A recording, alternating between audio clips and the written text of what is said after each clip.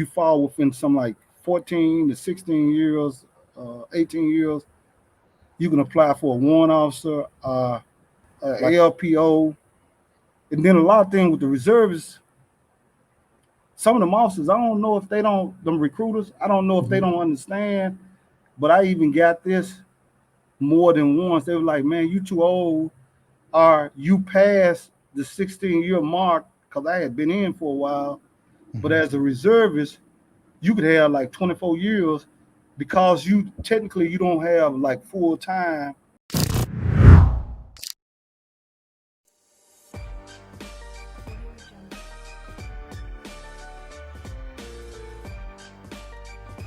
Oh, so tell us a little bit about that, or even the process of like going from enlisted to officer.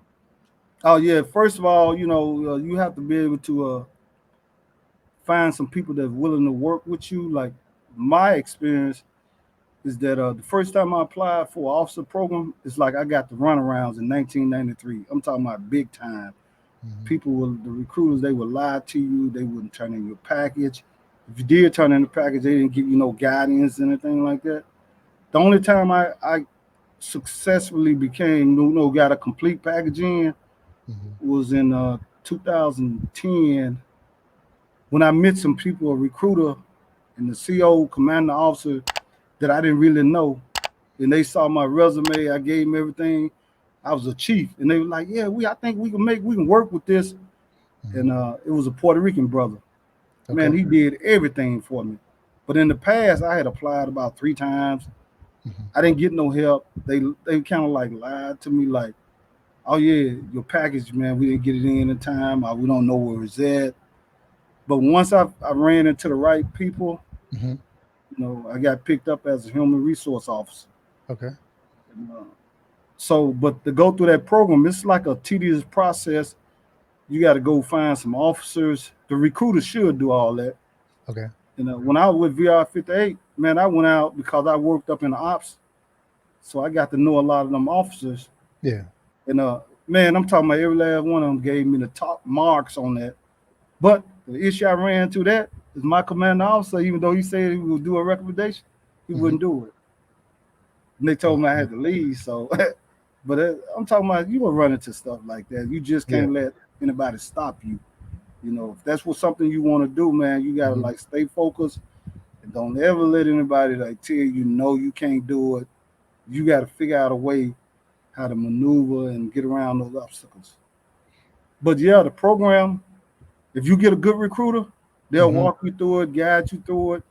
But if you're a first class, most of those programs, if you're an E6, you take the chief exam, you qualify if you fall within some like 14 to 16 years, 18 years, you can apply for a warrant officer, like a ALPO, and then a lot of things with the reservists. Some of them officers, I don't know if they don't, them recruiters, I don't know if they Hmm. don't understand, but I even got this more than once. They were like, man, you too old, or you passed the 16-year mark, because I had been in for a while. But Hmm. as a reservist, you could have like 24 years because you technically you don't have like full time. You can still qualify to apply for the officer. As long as you, I think they even give you a waiver. If you 44 years old, you can apply for officer. And a lot of Hmm. time they tell you got to do it at 32. Yeah. That's not true. But if you got a 4-year degree, you don't have to wait. You could be an E1 and keep applying for a direct commission as a reservist. They don't Okay. have that for. I don't think active duty. They don't have that. They have another program for. I think OCS or something like that. You may have to apply and go that route. Hmm.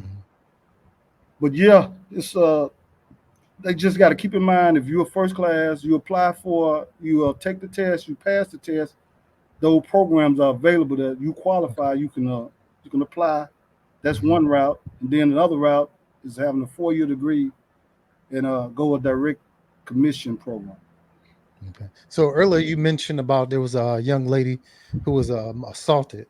So when I first my first not my first my second contracting job after I retired, I worked for the physical disability board for review.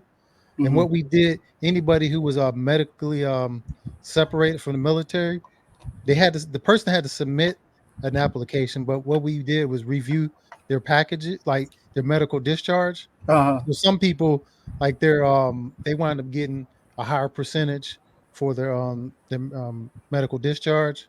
So there was a few cases where let me tell you a quick story. So during this time, like I would work from home sometimes, right? So I would Mm-hmm. have to contact these applicants, because if they had like say if they were missing some information on their application, or they reached Mm-hmm. out to the email and they had questions on the process, I would have to contact them.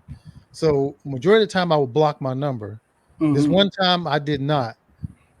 So I had looked up the guy's case. This guy, he was under that same what you were saying happened to the young lady, Mm-hmm. and he was assaulted by another man. Mm-hmm. And so he had questions on his case. Like I said, I called him and I forgot to block my number. Mm-hmm. So I would say maybe like a week or so later, he calls me like full out crying.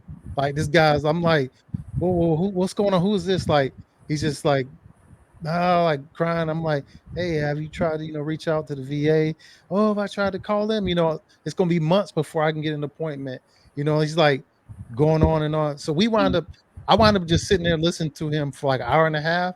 Mm-hmm. Like when he was done with his story, he's like, he was just like, all right, I'm done talking now. Like his voice and everything changed. He just needed someone to talk to. Talk to Yeah. So, like he said, it would have been maybe months before he got an appointment with the VA, mm. but he's, sped his guts out to Something me.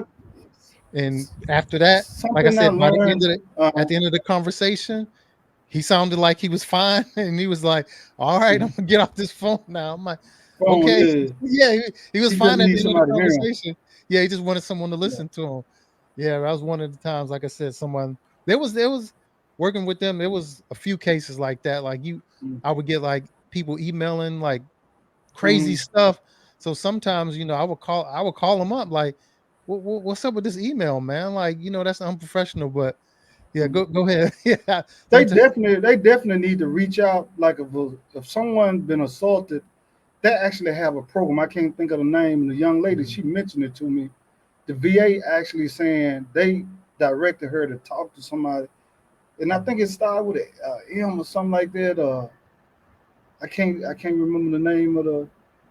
But she said they recommend that she go through them. She had to go through them, Mhm, and they're a little bit more experienced on like people that's been assaulted and stuff like that. mhm, I guess they want to hear their story and try to figure out if it really happened or whatever like that.